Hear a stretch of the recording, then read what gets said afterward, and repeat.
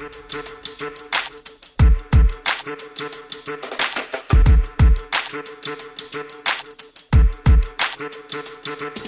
what up, Yang Gang? Welcome back to the Trickle Up. We have Rio in the house, of course, and Mia again. What do you got on the low for us tonight, Mia? Tonight we're going to be talking about a strange after effect of COVID that is occurring in some patients that's been reported in India. They call it black fungus or mucormycosis. I'm probably not saying that correctly, but it's something like that. The Indian Council of Medical Research has issued an advisory about the existence of a rare fungal infection. It's also known as black fungus. Dr. V.K. Paul, member of NITI Aayog, has said that it is very uncommon among patients who do not have diabetes. So that's good news for most people. Unless you have diabetes, I apologize. It's not so good then. Yes. Cases are being studied, and he assures it's not a big outbreak. But it's a serious infection caused by a group of fungi, and they are present in the air as well as in contaminated surfaces and enter the body through nasal passages. Hospitals in Mumbai, Delhi, Ahmedabad, and Bangalore have been reporting its presence since December. And they raised red flags suggesting that it cannot be ignored as a post-COVID complication. And finally, there have been some reports of deaths in related cases, and some of those deaths have been after the patients have recovered.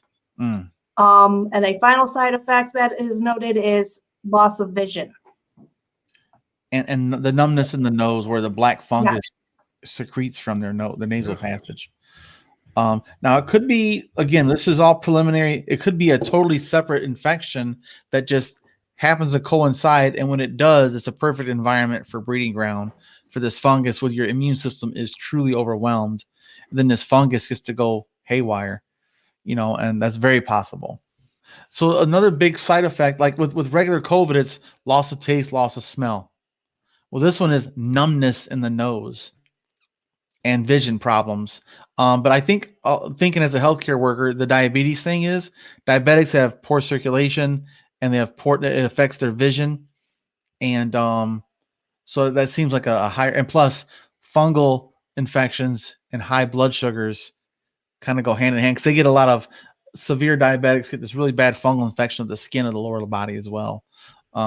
Not to be gross, but that's just the way it is. That's what I deal with firsthand.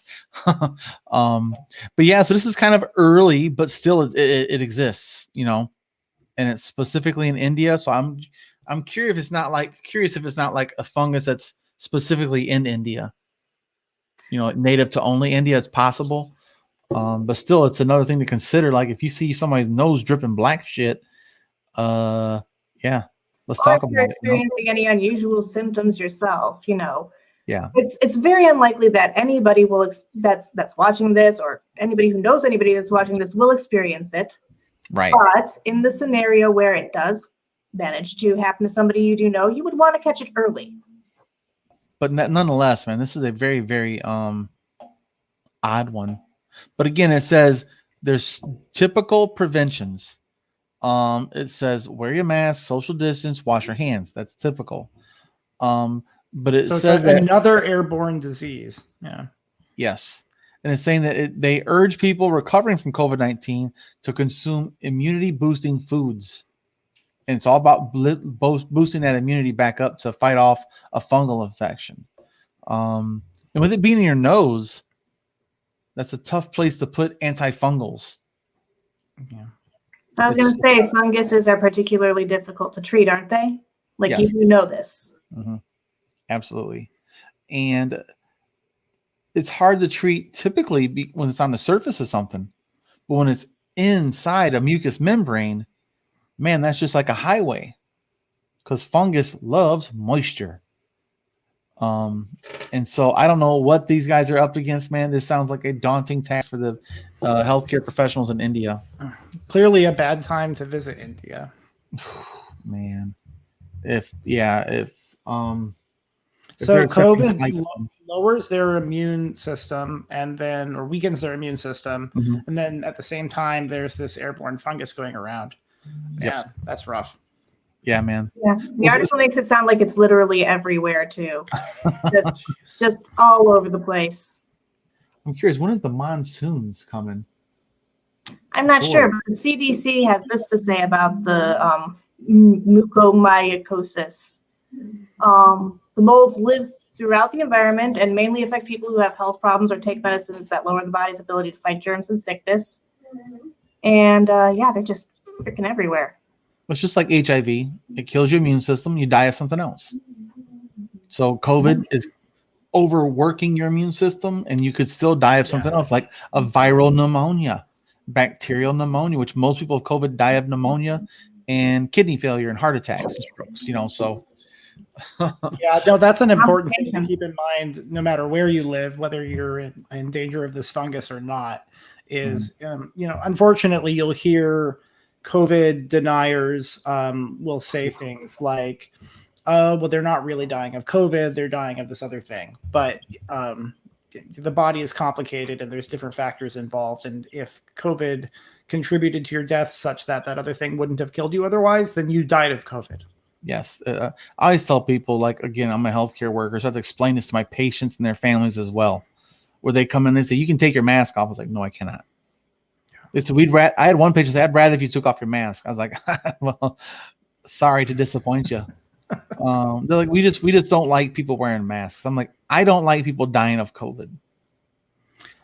And and it's a shame. It's a shame if you think about it that anybody ever politicized this, right? It's just it shouldn't be political. It should be a no-brainer that if you're an American citizen, you want to help your fellow American citizens avoid catching a deadly disease. And you don't wear the mask to protect yourself. You wear it to protect other people.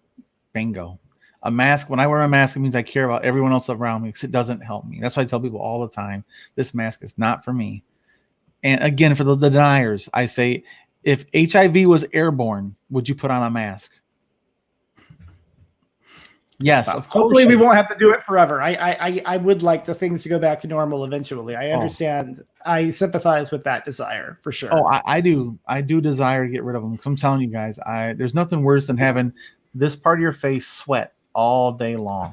Gross. It's awful. Yeah, I'm very lucky. I'm in the redwoods on the coast, so I can go on for a long run on the beach with my dog with no mask because there's literally no other human being within eyesight. It's Redwoods National State Park is right outside, so it's just me and nature and my Australian Shepherd. Oh, nice. Those are beautiful dogs. You should tweet a photo. Oh, I definitely will. Okay. I want to see. You're on. Yeah. Okay, good deal. He's handsome and he knows it. Sassy pants. All right. But yeah, guys. So again, it is happening way over there, but let's be real. It happened before. It can be right on our doorstep if we don't have proper measurements. So I'll be interested to see what comes of this. It's early, but yet we should be aware, just like with COVID, I couldn't imagine what's going to like over there. They're struggling as it is. It's a very poor people in general. They have resources, but not $1.3 billion resources or 1.3 million people resources. Yeah. So think about this. We have a GDP of, I think it's like 3.7 trillion or some business like that. Now imagine if we had 4 times as many people. We would need 13 to 14 trillion dollars a year to live the same lifestyle here. They don't have what we have, and we have a fourth of the people. So that tells you just how dispersed their resources are to help people. Most people live at a poverty line that we can't even imagine, with no infrastructure outside the coastal areas where the metropolises are at. Although global extreme poverty has been going down by about 130,000 people a day for several decades now have been escaping extreme poverty, which means they're still living in, many people are still living in standards that we would consider subpar, but it is slowly getting better. Globalization has actually helped billions of people escape extreme poverty. Absolutely.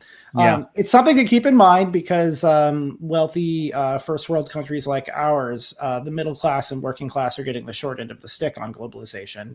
We're not getting richer at the same rate. I mean, it makes sense. Countries that, there's a diminishing returns at some point, Yeah, we're at a funky economic crisis ourselves, where the gap is getting bigger and bigger and bigger every year passing. When we keep bailing out the top percentage and we let the rest of us fail, that's what you're going to get. Now, that's why we've got to vote for Ed Yang, guys. That's right. But yeah, guys, let us know what you think about this, man. How freaked out are you about fungal things dripping out of your nose? I was freaked out enough that I was like, yeah, we're covering that. Yeah.